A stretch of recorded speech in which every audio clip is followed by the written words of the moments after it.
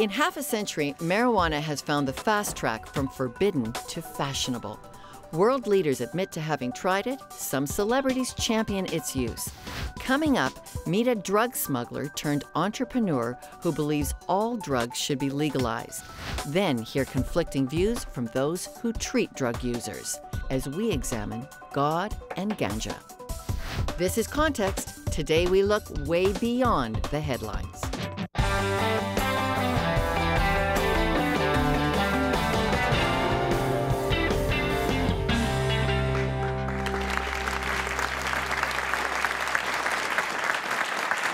Well, our first guest is a former drug smuggler who completed a 10-year sentence for importing 75 tons of marijuana into the United States. That was at a value of over $250 million. And with a story like that, who better to speak into this current debate? Brian O'Day has written about his drug smuggling past in his autobiography, High. He's now a TV producer, regularly speaks at schools and prisons, and also works with teens addicted to drugs. Please welcome Brian O'Day to Context. Hi, Brian. Thanks.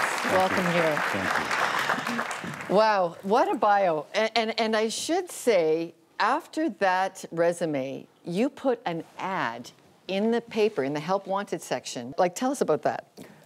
Well, I was out of prison, and I had been out for a little while, and I had been playing the market and losing money. And one day my wife said to me, "You got to get a job."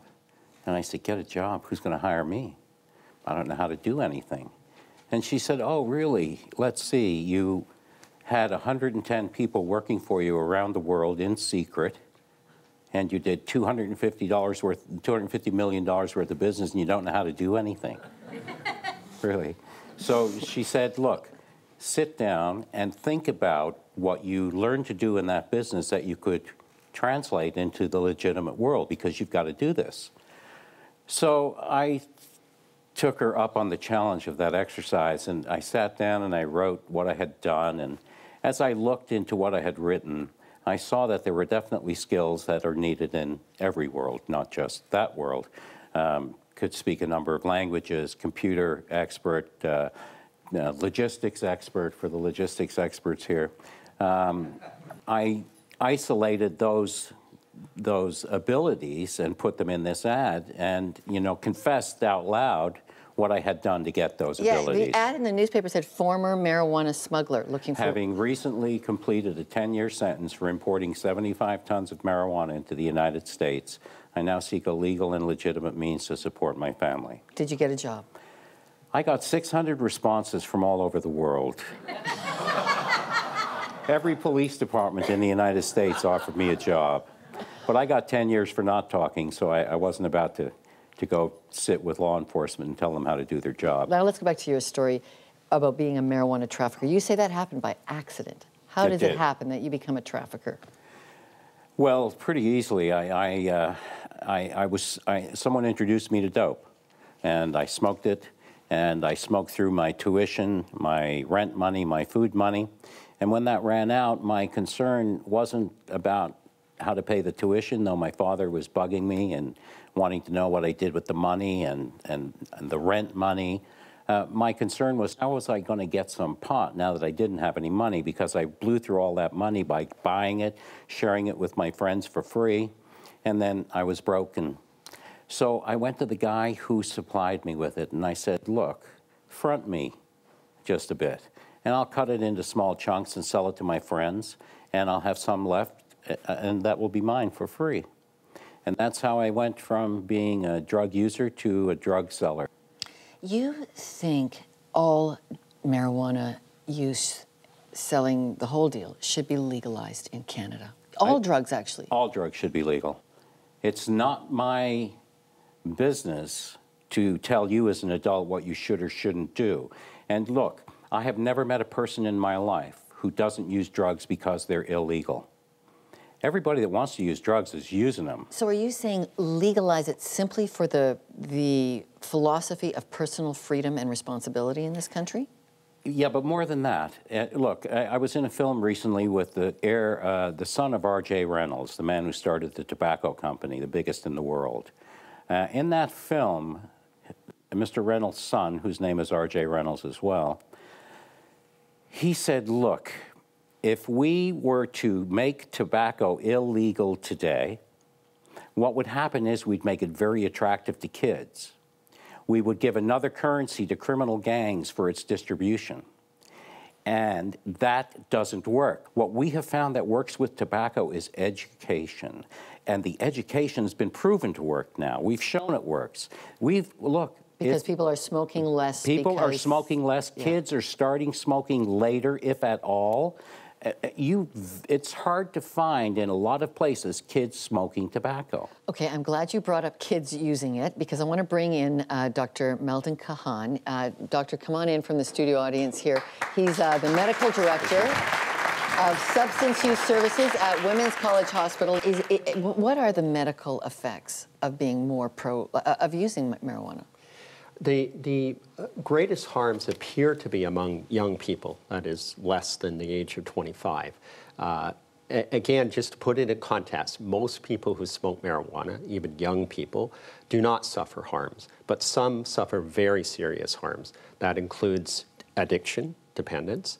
It includes psychosis, depression, poor school and work performance, exposure and addiction to other drugs, all the serious harms that you don't want to happen to young people when they are first starting off in life. So the argument that Brian makes, let's just start educating more on it, because if it's not even legal yet, and we're already the highest users in the world.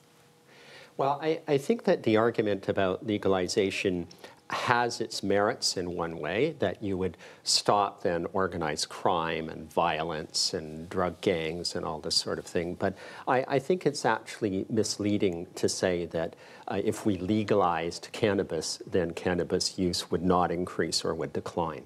The evidence is, I think, pretty strong that the opposite is true. If you look, for example, during the prohibition with alcohol in the United States, and Canada, the deaths from cirrhosis of the liver went markedly down, which means that most people drank less. Now, there were problems with prohibition, again, including criminal gangs, but most people would use less if it's illegal, and they would use more if it's legal. Is marijuana unhealthy for you? I understand it has 5 times the carcinogens that a cigarette does.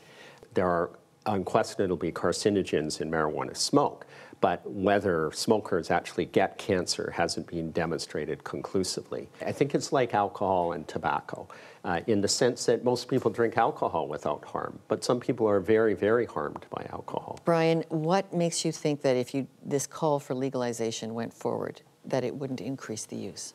I'm not promoting drug use, but what I'm saying is the weakest among us fall prey to it, legal or illegal. It doesn't matter. There's not going to be, I'm not getting in the heroin lineup once they legalize the distribution of heroin. I'm not getting in that line. I doubt you are. And it's our job as parents to keep our children from it. I'm doing that successfully with my kids, and you see the history that I have.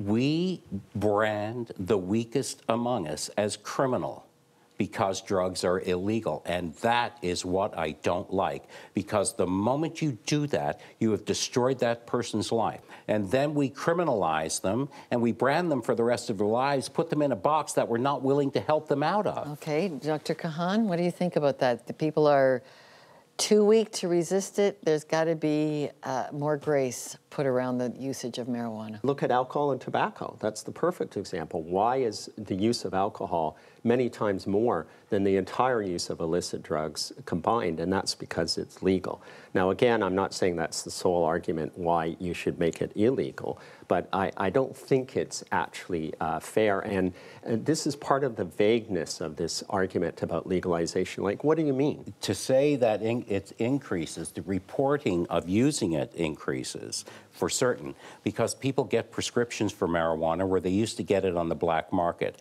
So when you see an inundation of people getting prescriptions for marijuana, these are people who've been breaking the law prior to getting those prescriptions to use it. Okay, we're going to come back with, we're going to add another voice to this, and that is someone who works with the addiction things. Dr. Kahan, thank you very much. And Brian, I'm going to ask you to keep staying on the couch, because now we want to find find out what you think.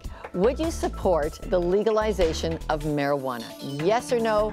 Let me know what you think. Send us your answers by phone, email, Facebook, or Twitter, and you can be part of the conversation. And our studio audience is going to take a live vote on that, and we'll have those results in a moment. So stay with us. We're going to go deeper into balancing freedom and responsibility on marijuana. George Glover, who's helped hundreds of marijuana addicts, adds his voice to this interesting conversation.